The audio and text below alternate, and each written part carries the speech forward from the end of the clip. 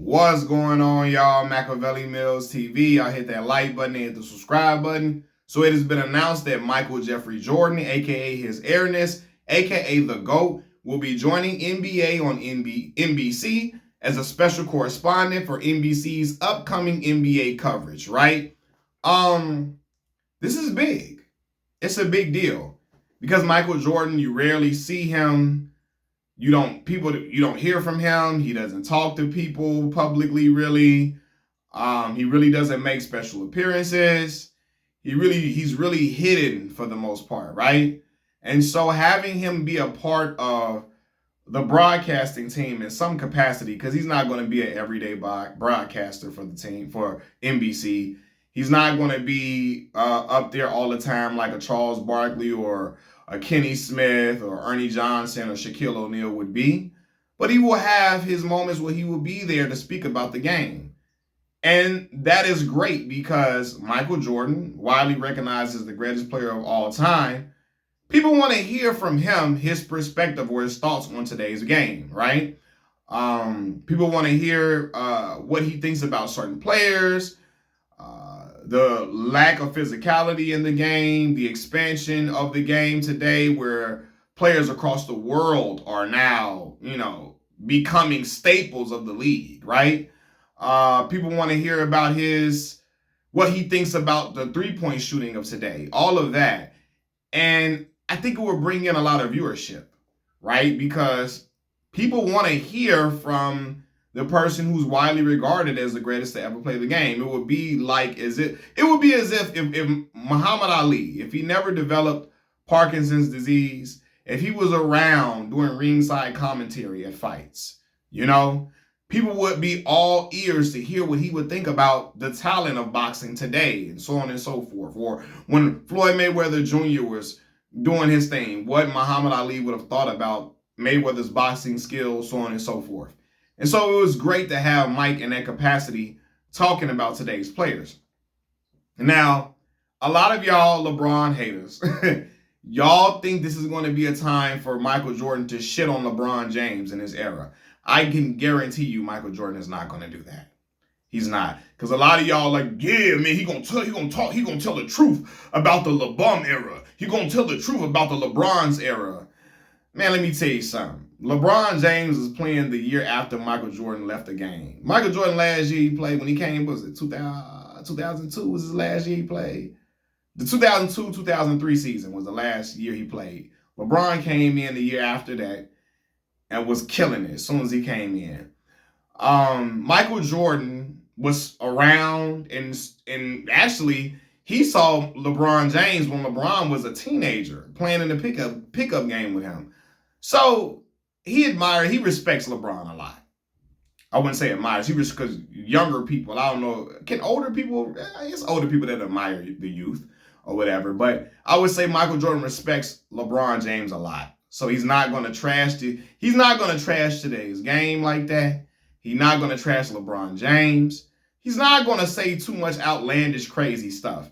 He's going to give his perspective if he thinks some teams are making a mistake with their shooting, so on and so forth and all that, and provide great analysis from what he's seen. But I don't think he's going to rake anybody through the coals. Mike will not be doing any hot takes like that. He's very image conscious. He's conscious of his image, especially when it's him speaking in public. So he's not going to be saying stuff that's just super crazy and super just like wild or just, to have you just like, damn, Mike said that. I don't think he's going to be making any of those type of remarks. But yet and still, people will be excited to hear from him because he's really always away. You know what I mean? I know he married the Cuban girl not too long ago. He had some twins with her. So, I know he probably been fathering and, enjoying the fruits of his labor, spending his money, kicked up, doing whatever he want to do. So people just happy to have him around to be able to, to speak with him and so on and so forth, right? Now this is coming from me. While it's exciting to have Michael Jordan back around, I remember because I've been a media junkie since I was probably 13 years old. So I was on YouTube. I was on YouTube in 2006, 2007. I was on YouTube then, before people were really watching. I was watching YouTube like it was TV back then. And being that I loved basketball so much, I would watch interviews of the greatest players to play, right? Michael Jeffrey Jordan, I'm in Chicago. So I would watch a lot of Michael Jordan's interviews and so on and so forth. And maybe it's because I was a young kid at the time. I didn't particularly find Michael Jordan exciting outside of the realm of basketball. His highlights were exciting. They were spectacular to watch. Phenomenal, right? When we talk about him acting like he finna go one way, go the other way, and dunk the ball, switching hands mid-air, dunking on Mutombo and all of that, that was exciting, right? When we seeing him going to the lane, dunking, hitting mid-range jumpers, all of that, super dope to watch. But when he was in interviews, it kind of would sound like lectures, from a teacher. And the game is to be taught. So nothing wrong with that. I just don't find it particularly entertaining per se, right? And when you're on TV, entertainment matters. But people are not going to care if he's really entertaining, because there's going to do views because it's Michael Jordan, regardless if he's talking like Deion Sanders or not. Deion Sanders is a person who's very entertaining, very charismatic, right? I think Mike is not the most entertaining in just the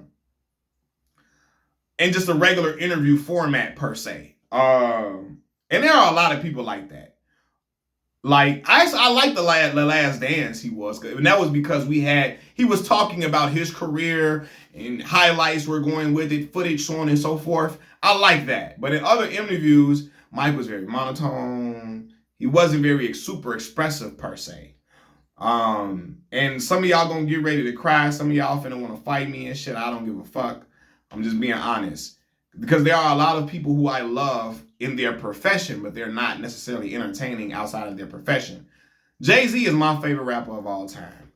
I refuse to watch JayZ interviews. Oh my God, he talks in cliches. He talks in all these damn golden rules, treat people like you want to be treated. And that stuff I learned from my mother and father. I want to hear stories about what was happening when you was making a Black album, when you was making a Blueprint, when you was making In My Lifetime, or when you were making Rock La Familia, when you was making Volume 2, when you was making I want to hear these stories. What happened? What was Tata doing? And you know what I mean? What was Biggs doing at this moment? And what you was feeling when Dame was doing? JayZ not gonna give you none of that. He's not.